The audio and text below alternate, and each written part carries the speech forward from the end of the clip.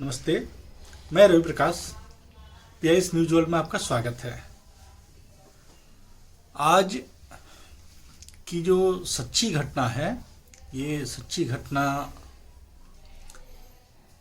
एक ऐसे क्राइम को दिखाती है जो कि रिश्ते में एक दूसरे के वो समधी बनते हैं और समधी बनने के बाद रिश्तों में एक खटास आती है और खटास आने के बाद उन दोनों ने एक ने एक की जान ले ली। कहानी कल ही की है, 29 नवंबर की है, रात के 9:30 बजे की। कुछ समय पहले एक फिल्म आई थी जिसमें हीरो रणवीर सिंह थे और हीरोइन थी आलिया भट्ट और फिल्म का नाम था रॉकी एंड रानी।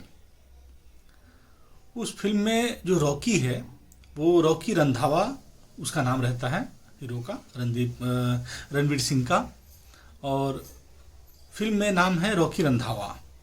तो उसमें जो पैलेस दिखाया गया है वो पैलेस को बोलते हैं एक ऐसा पैलेस जो मतलब बंगला है, बहुत बड़ा बंगला है ना, रंधावा पैराडाइज बंगला।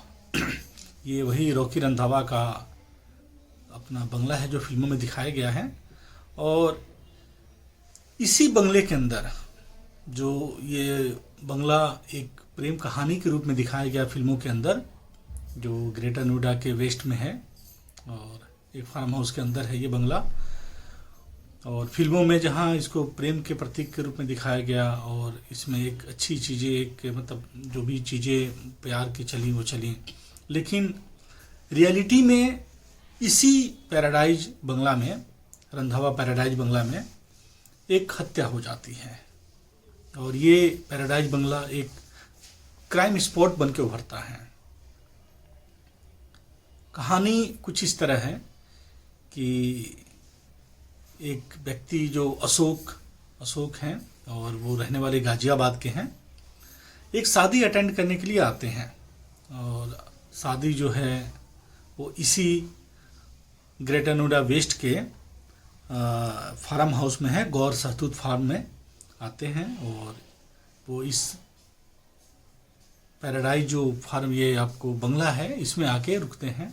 और ये करीब 9:30 बजे की बात है, 9:30 बजे रात की बात है। ये आते हैं और वहीं इनके जो साथ के व्यक्ति हैं, जो मतलब इनके समधी लगेंगे, अब इनके जो समधी हैं शेखर, तो अशोक के जो पुत्र है, बेटा है, उससे शेखर की बेटी की शादी हुई है और काफ़ी दिनों से झगड़ा चल रहा है इन दोनों के बीच में और काफ़ी दिनों से ये लोग के बीच में मतलब मतभेद चल रहे थे और एक दूसरे से वो लोग मतलब हमेशा झगड़ के ही बात करते थे। और इन दोनों के बीच में जो इनके बेटा और बेटी के बीच में तलाक का नौबत आ गया था और ये तलाक बस अंतिम सीमा में ही चल रहा था कि अब जो भी चीज़ें हो फाइनल हो, डिसीजन हो। लेकिन ये दोनों व्यक्ति इस शादी में और इस पैराडाइज बंगला में ही मिल जाते हैं। ये लोग मिलने के बाद फिर वही पुरानी बातें और एक दूसरे से ये लोग झगड़ा करने की बात करते हैं, बात आगे बढ़ जाती है। और बात आगे बढ़ने के बाद नतीजा क्या होता है कि जो शेखर है, जो लड़की के पिता हैं, उन्होंने अशोक यादव, जिनकी उम्र मात्र अभी 55 साल की थी, उनके सिर में ही गोली मार दिया। जैसे गोली इन्होंने अपने लाइसेंसी बंदूक से मारा है, लेकिन अब अशोक की जो मृत्यु है वो मौके पे ही हो जाती है। सभी लोग अब वहाँ एक मतलब जब गोली चलती है, गोली की आवाज़ आती है और जब हादसा ऐसा होता है तो पूरा उथल पुथल मच जाता है। वहाँ के लोग जो हैं भागने लगते हैं और भागने का नतीजा ये होता है कि उसी बीच में शेखर भी भाग जाता है।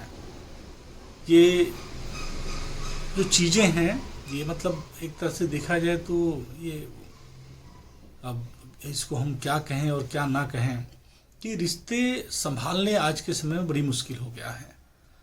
कोई भी रिश्ता बनाना जितना आसान होता है, उसको संभाल के ले चलना, उनको संभालना ही काफ़ी मुश्किल होता है।